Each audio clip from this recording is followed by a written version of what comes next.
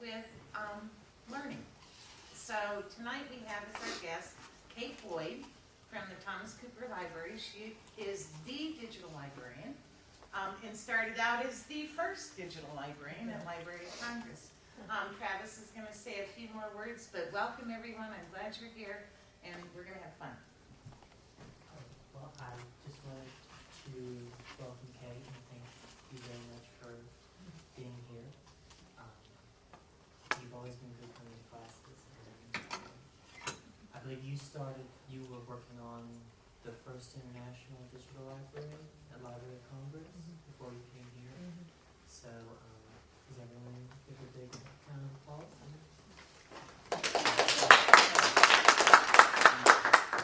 Thanks so much. It's a pleasure to be here, and it's always nice to connect with future librarians. Like Sam and Travis has said, I am the Digital Collections Librarian at the University of South Carolina for the University Library, so not just for Thomas Cooper, for everyone. You can move on. Today I thought I'd give you a little bit about my background, dive into what my department does, not necessarily just me, but mostly my department for a while, issues that come up in the department, and then briefly talk about everything else I do and future possibilities for my department. So I graduated from library school in '99, and there was no digital library classes. It wasn't really, something talked about. I took a couple of access database classes, some HTML classes, random stuff like that. I ended up doing my sort of final thesis. We created something called SLIS in the American Revolution, just as a big exhibit where we scanned about 12 revolutionary spy letters at the Clements Library at the University of Michigan and made it an elaborate exhibit with lots of information. And from that, that was sort of my entree into digital libraries. I kind of had an idea of what they were and sort of liked what we were doing, especially when someone from the Library of Congress emailed the website and said, like your website. And I had the gall to email back and said, thanks, I'm looking for a job. And sure enough, I got a part-time job at the Library of Congress for 6 months doing HTML. And I literally, from 9 to 5, I did HTML code for 6 months. And but it got my foot in the door, and they wanted to keep me in. I was doing HTML pages for Meeting of Frontiers. And then from there, I managed their access database, which was their metadata database, and worked on the websites more, and then started liaisoning with other libraries around the world who added information to the Meeting of Frontiers. And then from there, I moved to Columbia, South Carolina I got married to a South Carolinian, and I worked in reference because when I was in library school, I really thought I was going to do reference, and so I took all those classes and planned on that, and then this other thing kind of came out of the blue, and I did reference at UNC for 2 years, and then the dean was like, we need a digital collections librarian, would you want to do it? So I had a great opportunity in 2004, so we haven't been doing this long, and I've just been building it from the ground up. The next slide shows the front page of the Meeting of Frontiers, because Travis said y'all might be interested a little bit. This was the first international American memory project from the Library of Congress, and the pilot project went up in 1999 with about 70,000 items, not a lot. The pilot project was initially just the Library of Congress materials, and then from there we went out and talked to the University of Alaska Fairbanks, Anchorage, and went to Russia and talked to a couple of libraries in Russia.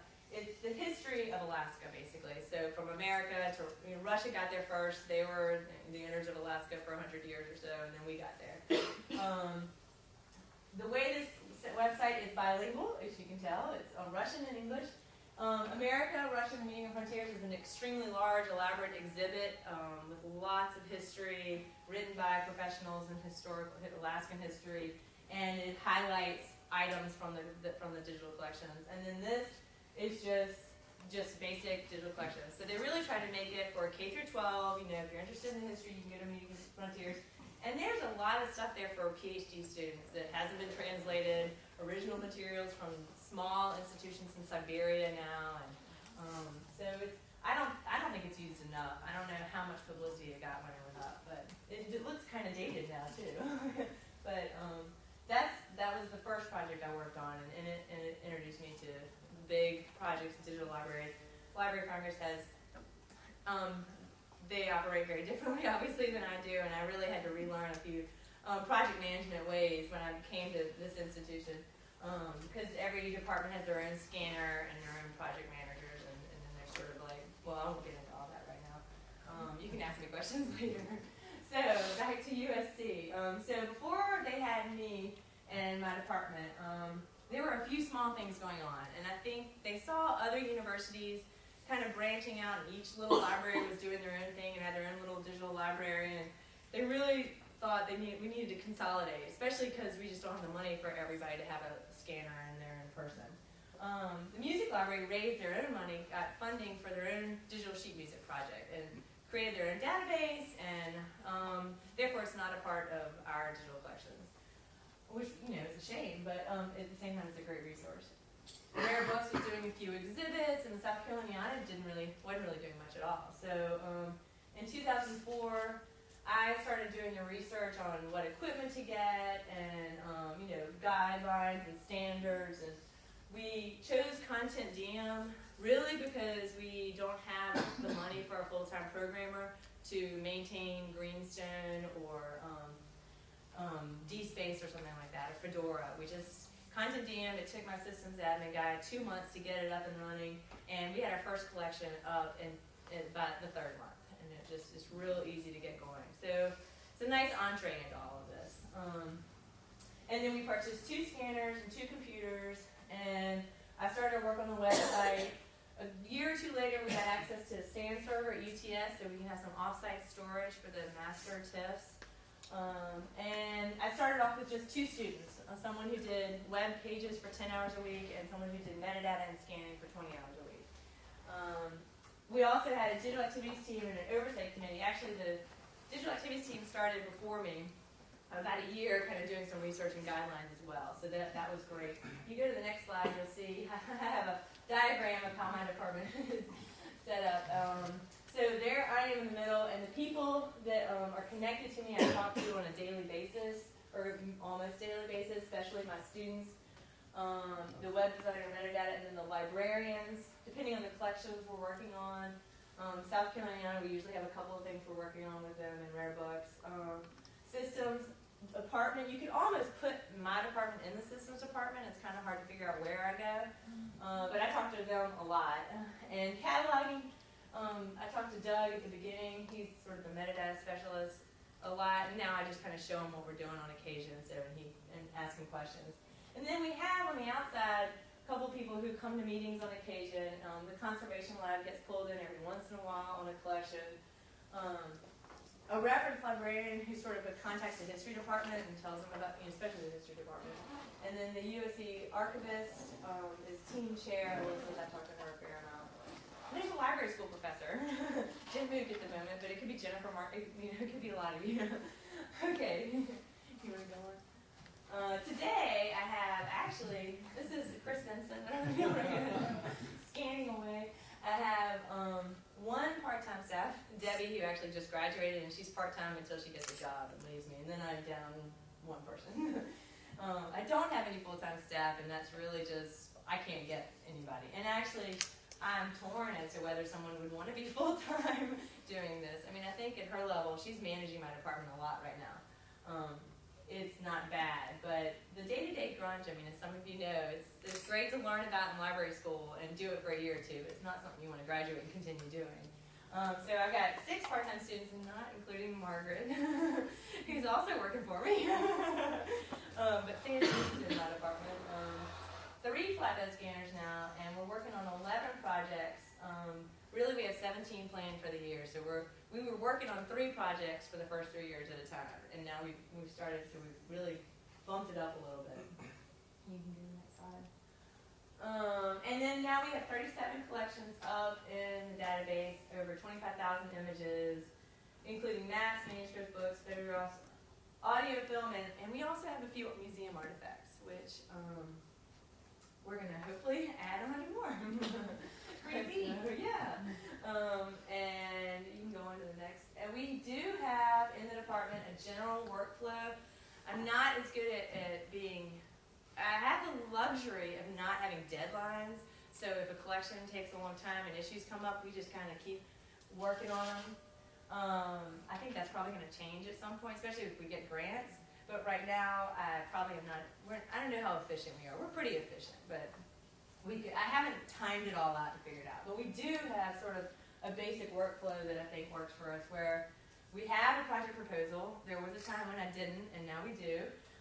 That we discuss with the department, and the librarian and I sit down with maybe some other students, and we decide what's going to happen and how we're going to do this, and we kind of sign off on that. And I mean, a big reason to do that is because it's happened where you finish a project or you're almost done, the librarian comes back and says, but I want to be able to search this field, and I want you to add this. And I mean, it's not like a book, you can keep fixing things, and I'll talk about some of those examples as Matt knows.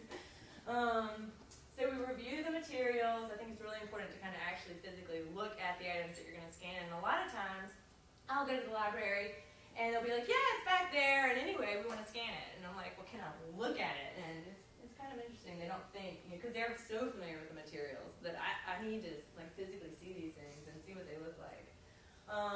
It's real important we start the metadata way ahead of time, because scanning just doesn't take that long.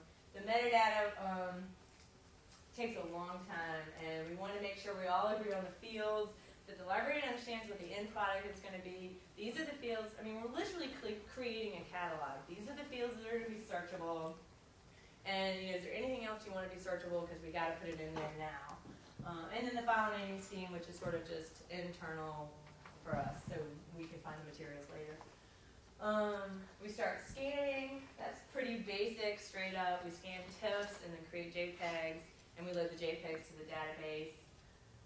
We create a homepage for each collection that has an about the collection and some acknowledgments, and then different drop-down menus to access the information depending on the collection. Is the date relevant or not, and things like that.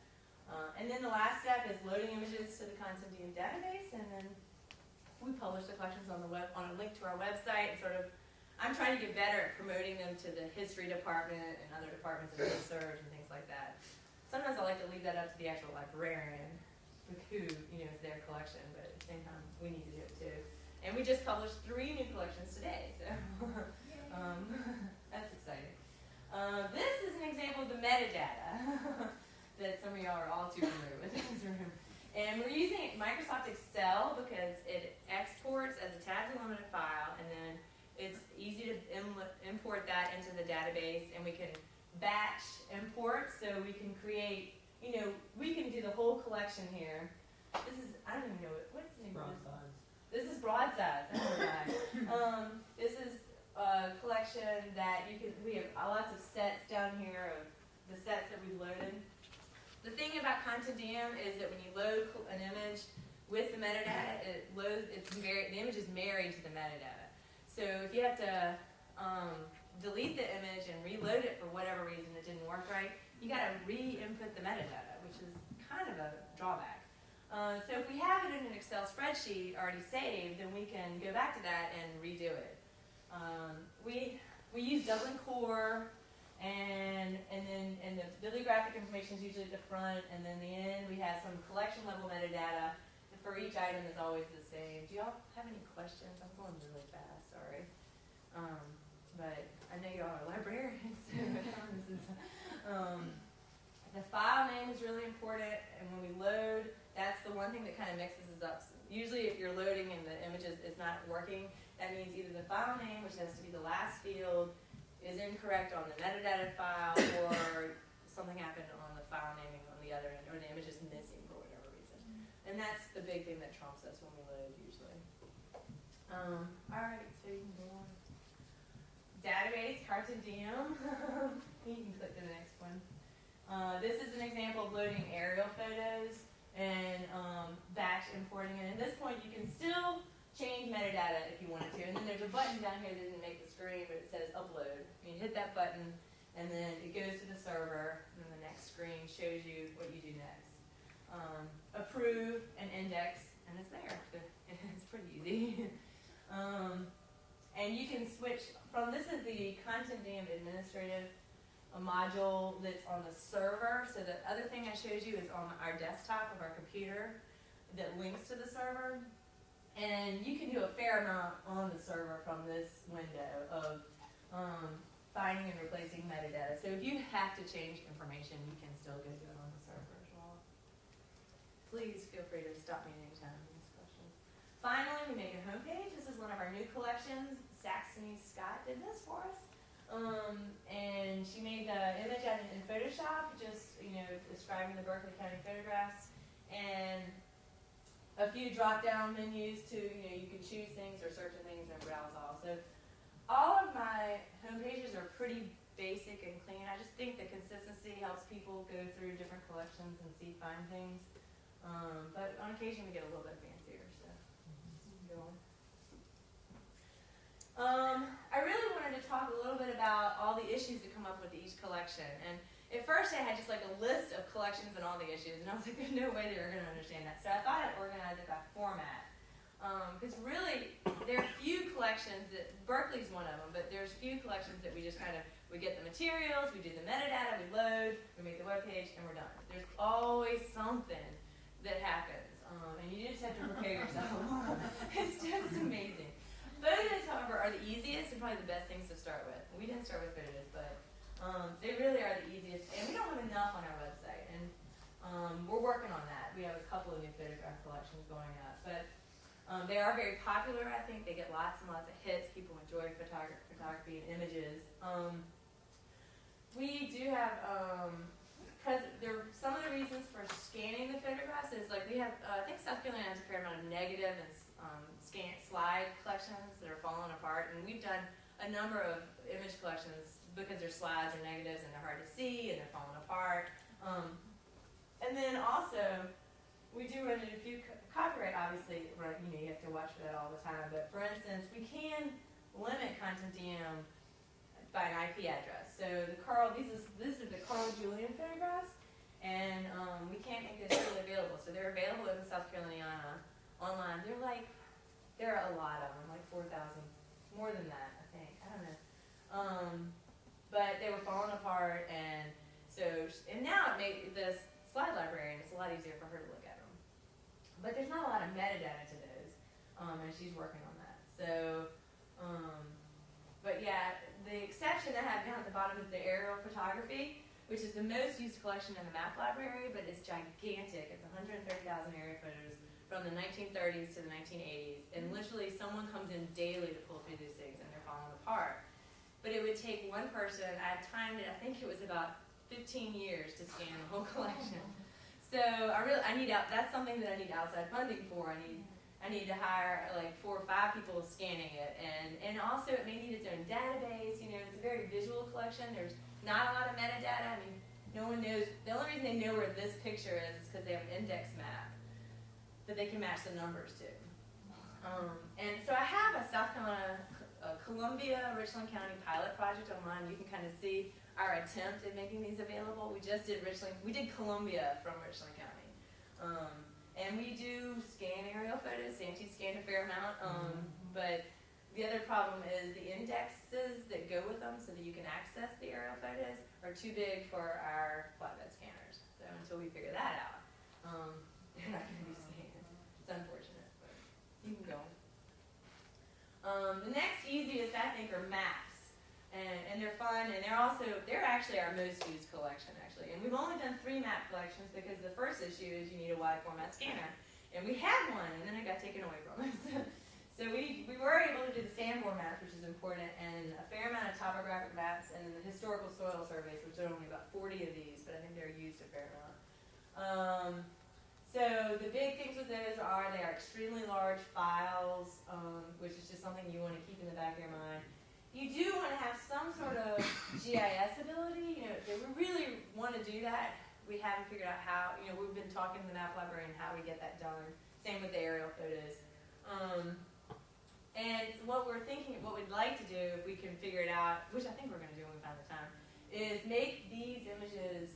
Because right now you can kind of download things from Content DM, but you can't really download the whole 300 DPI giant JPEG. You get like a piece of it or a small file. But I want to make these available. These are all government documents. There's no copyright issues. Or if they're Sanborn, it's before 1923. make them available so people can download the whole 300 PPI onto their desk and GIS or do whatever they want to them.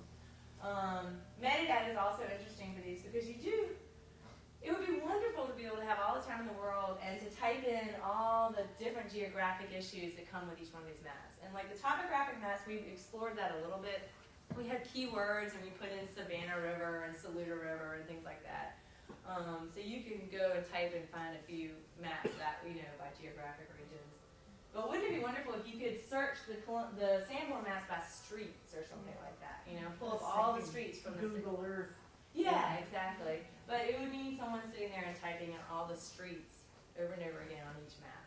So we're not there yet. But anyway. I'm not sure. I think you could do the actual latitude, longitude, and sector stuff and load it into Google. Yeah, that's not a bad idea. That's true. And our map operator So is you working have, with like, Google Earth. Current and past views. But And wouldn't you it could do be them side by side? just on your local computer? Can you make that global available for everyone? I don't know. That's what I haven't figured out. I'll be looking. Yeah. If anybody has any ideas, let me know. All right, so move on because we got a lot to get through. Books are actually not so hard because when you first think about them, you scan the whole book and it's got one bibliographic record. That's great. It introduces the compound object, which is unique terminology for content DM. It's what they call the item that's got one record in multiple pages. And pretty basic to scan if you're allowed to put it on a flatbed scanner or if you have an overhead scanner. Then you get into OCRing, and these books you're looking at right here are the 4 books that we've done from Rare Books, and actually that's a series of books, but they were all pretty easy to OCR. So that's sort of an issue. OCR can be kind of time consuming, but it wasn't so hard with these. Metadata wasn't that hard. And then there's an interesting thing you can do with the compound object. And then I have down here another exception of the yearbooks, which we're doing as PDF files, just because I don't know, we just decided not to put them in content. It was too much work and we were trying to get them up real fast. So that was a lot faster. So go to the next slide. The cool thing with books that you can do in Continuum is if you, in your Excel spreadsheet with the metadata, you can add chapter information. So you can click on a chapter, and the example here I use is if you clicked on chapter 7 and you wanted to go straight to Othello, then you can just click on that page number and it pulls and it goes right there. And instead of normally like the Sanborns, it just says sheet 1, sheet 2, sheet 3, or page 1, page 2, page 3. You can get a little more detailed. And this is called I guess I call it the page turner, but for the compound object, I didn't show you all an individual item in Continuum, but the individual item in Continuum, you have the image up here and the metadata down below. The compound object has the document descriptions kind of hidden. You have to click on that go button to get to it, which I think people don't really like that much. There are issues with the page turner in Continuum, and we hope one day they'll find a better way of doing this, but right now we live with what we got. I'm leaving manuscripts are second to last because these are our biggest. I mean, if someone could invent a way to get manuscripts up online, searchable, legible, that would be wonderful. It's not there yet. I guess there's a movement to mass digitize and let the public add metadata. I don't know if that's the right thing to do, but the thing is you've got Google Print, and they're scanning books, and but Google's not gonna come scan our manuscripts. This is my job for the rest of my life.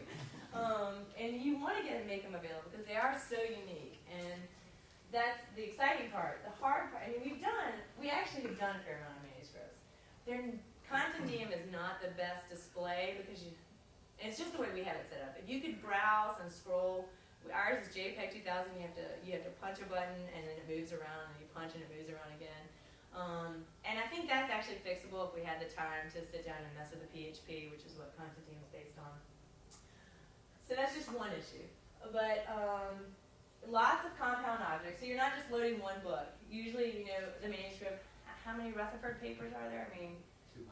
200 compound objects. Or, William Tennant, Isaiah De Quincy Newman is 4 boxes.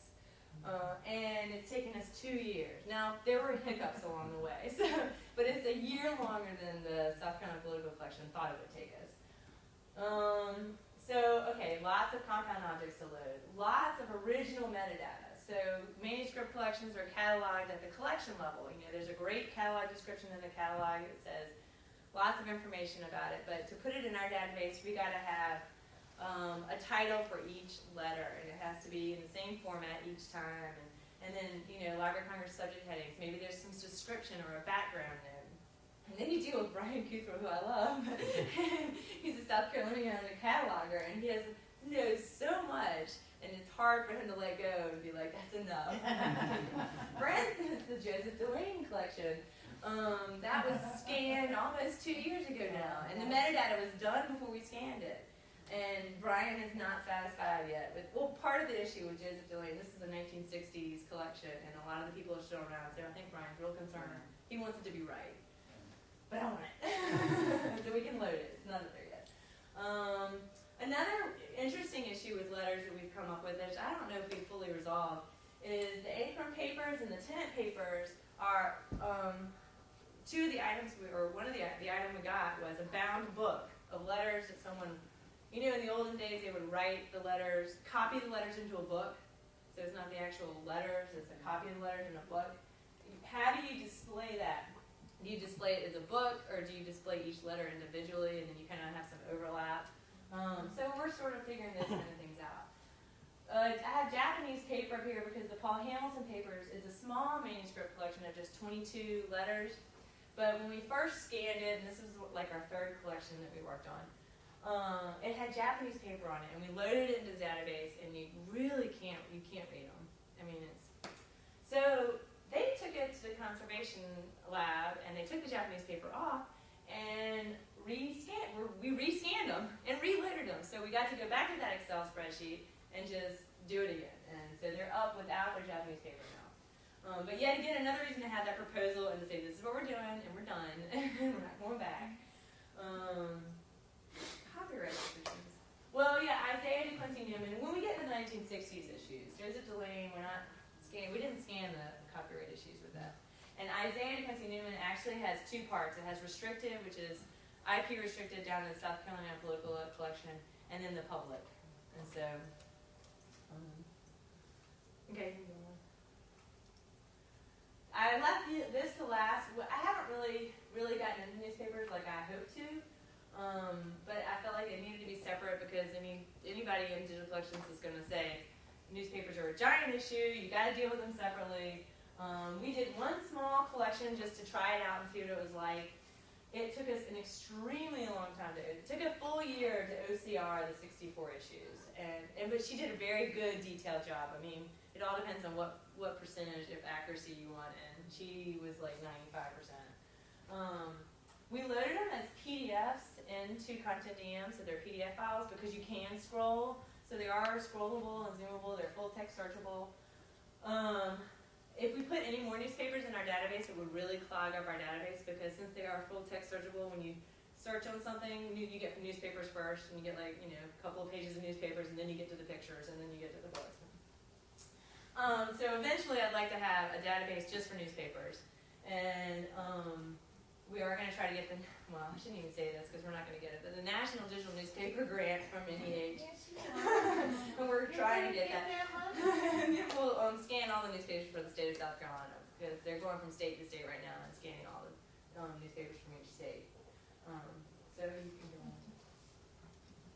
on. And then audio and film, which we're slowly but surely getting into.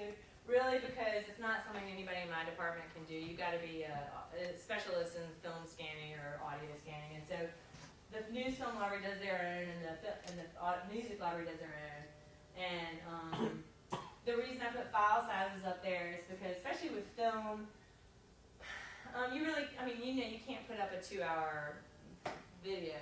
We really have to kind of play around with what's the length that the database can handle and the user can handle sitting through and watching. So we've just done 13 little African American films that get a fair amount of hit, especially during African American month.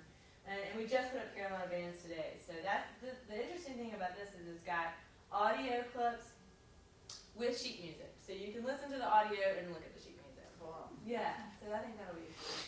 And preservation standards and access standards are not defined for either one of these really, like they are for images. So it's just a whole world that I don't know a lot about, but I have to really rely on the specialists and wait till they get stuff going for us. So. Okay, after a long about everything that we do in my department, I thought I'd talk just a little bit about the other projects I'm working on. Like I said, when I first started my job, I did mostly database management and web page creation and just working with the students on scanning and metadata. From there, I've branched off into managing more staff, and definitely if you're a faculty librarian, you're working with colleagues and across campus and at other institutions. Promoting collections is something I need to do more of, and that's just kind of hard to find the time. And I'm also spending actually 80% of my time these days on the South Carolina Digital Library, which is a statewide project that we're working on, trying to get it off the ground. And that's something that has been kind of languishing for like 4 or 5 years, and now I think there's a chance. And we're working, what we purchased is something called a multi-site for Content DM. I mean, I hate to say that the state's just totally like diving into Content DM, but for the moment, it works for everybody. Clemson and College of Charleston have it, and so we're going to combine those 3 databases and get another database just for SCDL. And then those 4 databases will be searchable together, which will be nice, and we'll be able to all work together. A big part of that is making sure we're all using the same metadata fields, which is what I'm working on right now, and then trying to get the metadata searchable. The multi-site searchable in so many ways. And that's funded off an LSTA grant for this year, and we're working on getting another one for next year. So another thing I'm starting to work more and more on is grant proposals. Helping Dr. Hastings with hers, and I'm helping Dr. Guaro in the English department with one, and so I think that's a big part. And if you talk to someone like Toby Graham at Georgia, he does a lot of just grant writing, and I think that's it's becoming a more and more part of my job. And then of course, trying to do some research and keep up with the things that are happening in the field and go to conferences. And then as a faculty librarian at USC, I'm also liaison with the art department, so I kind of keep them updated on what's happening in the library and various other committees that you're just on if you're a faculty member, so that you can't avoid. Keep going. So future directions, bigger projects. I find that all the librarians on campus, they're like, no, that's too big. I'm like, but I want it, let's just do it. And that's because you look at the other schools and they're doing giant projects, and I'm ready. But I think we have to do that through grant proposals, so hopefully get some grant proposals. The state project has gotten a number of LSTA grants, but I, on my own, my department have yet to get a grant. We haven't really needed to, but we're there. Do more quantitative and qualitative usage reports and find out, what people are doing. The Documenting the American South out of UNC Chapel Hill has the most wonderful little booklet that's like this thick of just comments that people have sent over the years on, I love your collections, and I found a picture of my great aunt, and I'd love to have something like that to, show to grant proposals and things like that. More promotion, and then what's always lingering in the background are electronic theses and dissertations and institutional repository. And, could they come up in meetings, you all of a sudden it's like there's going to be a meeting and then it doesn't happen, or you start talking about it and then nothing happens, but eventually I guess those things are going to be part of something that I work on.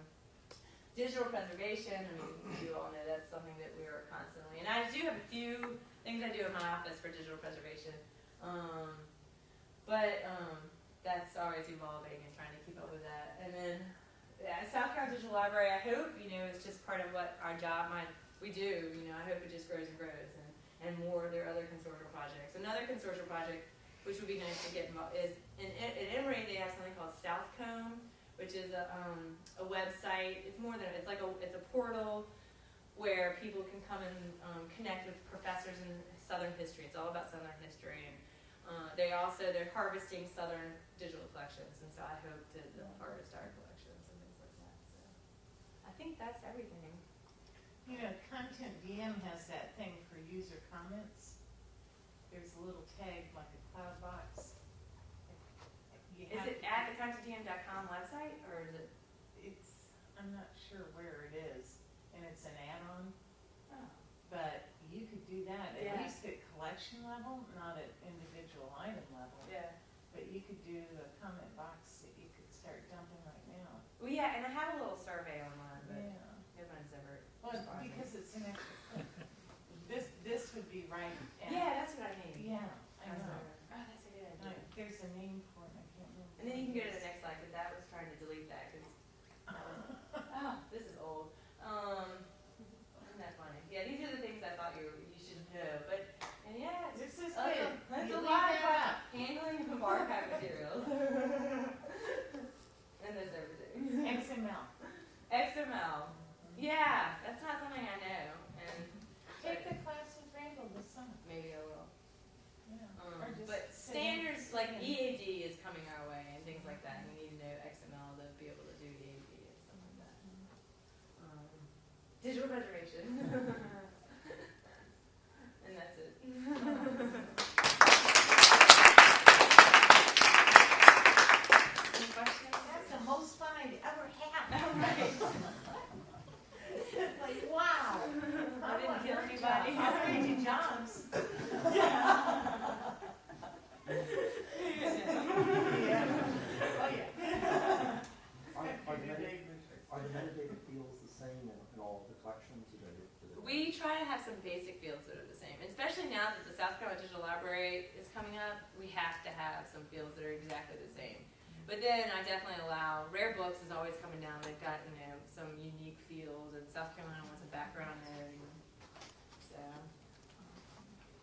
I was wondering about the copyright issues you have with the Yeah. photographs. I understand why, like, some of them are public and some of them you have to be on site, but why are they copyrighted? Well, you know what it is? It all starts with when someone donates a collection, and you gotta have a certain, in the document, it's got, and I don't know all the jargon here, but the Carl Julian collections, when those were donated, they didn't give full copyright permission to South Carolina Library. Unlike the Joseph Delane papers, where it doesn't seem to matter. So it's really in the gift of deed. Is it called the deed of gift? The deed of gift. Yeah. Has to say in it that you can do almost anything you want with this collection. And I think nowadays they're changing their deed of gifts so that they do say things like that. But Remember the whole controversy about the Georgia O'Keeffe paintings that somebody wanted to sell?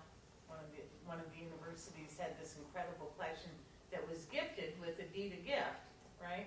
But unclear about, what the gift entailed and where it had to stay. And so the university was having financial trouble. It goes, so I'll sell these on Christie's, and get us out of oh, Hollywood. that was Randall Reagan Women's Yeah, College in Lynchburg, Virginia. That's where I grew up. That's hilarious. Amazing. It's a really good case study, though, of Fascinating. copyright and the way this all works. Well, and a recent example of something that went well is the I Phyllis knew you were a Southern. the Phyllis Wheatley book of poetry that we have online. When Dr. Scott bought that, he said, "We're putting this up online. That's what we're going to do with it." So that was a first. None of the librarians have ever been like that technology, thinking that far electronically. Anything else? What is GIS and OCR? Oh, sorry. OCR is optical character recognition, and that's just a software that you open the JPEG up, and I don't know, it does something, and it makes it into a text document. That's all I need to know. Makes it searchable? Is that It makes it searchable. It makes it turns the searchable. JPEG into a Word or text document, and then you load. You name the text file and the JPEG the same thing, and you load them together into the database, and then you have a full searchable transcript. If you go to the New South newspaper and do a search and pull up one of the images, you can look at the page. See, this would be wonderful if I could find somebody to transcribe manuscripts, because in Continuum you can pull up the image right next to the typed words. So it would be really cool, but somebody's got to spend some time transcribing. But then, There's handwriting stuff. The post office uses it. the post office? Yeah, Really? For handwriting. See, that's what I need to look Oh, you mean into. like a signature pad some places Yeah, have? well, no, the post office actually Well, they probably has, have it's some. pattern recognition, Huh. pattern recognition for handwritten. Interesting. Yeah, that's true. But the accuracy is like, Yeah. Well, because I know Let's people get are the doing post research. office to Yes, you're donate it. Or we can go down after hours. Yeah. Can we use your gift? I gotta get these up. And then geographical information systems, but there's GIS, and it's just a term for making maps, kind of putting their coordinates, Earth coordinates on an image of a map, so that people can overlay it with information and take data about a street or about a neighborhood and add it in. Does that make sense? Map. Yeah, or Google Earth. It's a bunch of, yeah, and the thing is about GIS is that you gotta have something called ArcView or something like that on your own computer if someone gives you a GIS image, there's not much you see just in a regular Internet Explorer. You gotta download it onto your computer pretty much, don't you? I mean, there's not much That's not totally true. Richland County GIS, if you go to their website, they've got some stuff that you can see some information. What's really cool is to overlay years, you can kind of see the different years and what's happened to the landscape. Got a question from online. Oh, Lord. Are you working with other SC libraries to share resources, software licenses, bodies, etc.? Is this a focus these days? Yes. It's a big focus. I think we're really trying to share resources because everything is so expensive. Clemson says they're going to get a nice digital camera, and they're very open to us taking stuff up. Of course, you have to make sure the librarians are okay with their stuff being taken. That's basically what the South Carolina Digital Library is all about internally, is sharing resources. For instance, we have 3 pilot projects this year for the South Carolina Digital Library. USC Beaufort and Beaufort County Public and Greenville County Public are scanning collections, and Beaufort County Public's taking their materials to the College of Charleston, and the College of Charleston's going to scan the stuff and load it into the database. So that's we've broken the state up into 3 regions. There's the Clemson, USC, and College of Charleston, and there are 3 of us working together and sharing resources and trying to get stuff up. Anything else? Where do you store your tips? Right now we scan them onto DVDs, but then we also we're connected to a SAN server at UTS, and so we send them down there too. Good. And we've had the occasion to go back to older CDs, and they've held up pretty well. So far, but we've only been doing this for 4 years. I know. See, as soon as it hits the 5-year mark, about every, what, 2 out of 100. But really, the DVDs are just for in-house use. As long as you're backing them up somewhere. Yeah. You know what you need to do is you need to upload some of these indexed public domain collections to Internet Archive. Yeah, they got my homepage a couple of times. I know. Yeah, see? that's true. I know, That's and true. that would be really nice. Yeah. Because that would be discoverability. Internet Archive is a repository that's been slurping up websites, sipping and dipping, or whatever they call it. That's the true terminology. I didn't make it up. I couldn't have made that. But they've been, as a preservation strategy, slurping this stuff in. They've got like petabytes now of data and files. But they also have a server that'll do collections as long as they're indexed. And that would be an excellent way to discovery stuff. Yeah, I'll look into And it. it's free. Yeah, I'll definitely. We need to get Brewster King in. God, that would be cool. Wait, He was giving a presentation somewhere, I just saw his email. how many of you are graduating or think you're graduating?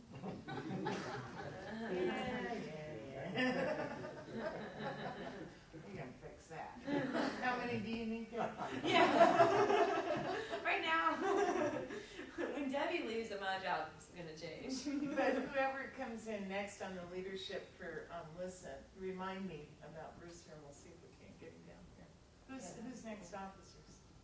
We're having elections. Okay. Do I get to vote? We have another question online. Yeah. On top of everything else you do you have access? Do you have to access data format migration options? I don't know what the question Data is. format. Do you have to assess data format migration options? Oh, yeah. So like PDF. Like if you're gonna migrate from PDF or JPEG, Yeah. do you have like, is that part of your strategy? I'm Oh, interpreting like something I migration know for nothing about. digital preservation? Yeah. We haven't gone there No, yet. no, no. Again, we've only been doing this for 4 years. You've done a lot in 4 years. So- I mean, a whole lot. Hopefully, well, I've had a lot of help. I mean, No, definitely you've not done this all by myself, so. Meta preservation has essentially been bit streaming to DVD and saving Well, to the same. And we put some information in the tip header, which I neglected to say, but when we do sort of a quality review in Photoshop, we scan the tips, you look at them, make sure nothing's corrupted, and then there's a file info field, and we put some information in the tip header so that, someone can actually read what this is. But you also have metadata on the image capture, so. Right. Yeah, if you needed to migrate to something that came down the pipe that we can't even dream what it is yet, Right. you've got the capture data and the other specifics Right. that would easily allow Yeah. you to identify ones that needed to be pulled out or whatever. Yeah. That's called preservation metadata. Yeah. I mean, there's no Sometimes way to administrative predict. metadata too. Yeah, but I mean, it's then- minimum, but it's better than none. And the other thing about Content it's not hard to export a file. Everything's based on XML. So I don't know XML, but I use it. You don't have to know it. You actually should come teach one of the courses, or bring some of your I don't stuff. know that much. Bring some of your stuff and have Yeah. for a live session. That'd be done You all know that this class is summer 1, I think. Is it summer 1? Do you know about the XML class? Is this Summer Randall? 1? Randall? Yeah, Randall Cream is the guy's name. He's a postdoc in the history department, or no, English Humanities, and has been working with us on the Center for Digital Humanities project that we've been doing. And I think he's gonna be a great teacher, and I'm really excited that he wanted to do this. Yeah, I think that will be good. What I'm hoping is Emily Gore is the new digital collections librarian at Clemson, and she knows a ton. She knows a lot about EAD, and she really wants us to be doing that in the state of South Carolina, which means taking the finding aids that the archives create and putting them into a database with EAD standards, EAD markup, which is encoded archival description, and it's just for finding aids. So I'm hoping, she says that she can set it up, so all we have is a template, and we just put it in there, so things like that. We'll see. Big plans. That's all. So if anybody wins the lottery, what are you gonna do with half of the money? Give it to Kate, right? You can't leave until you say you do. If I win the lottery, I'm not giving it. I'm kidding.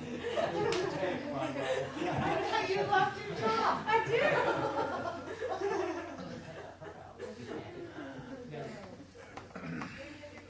Ask it and make sure that answered their question. She said thanks for the Okay. feedback. Oh, okay, good. Are we done? Is that it? Well, Thank you.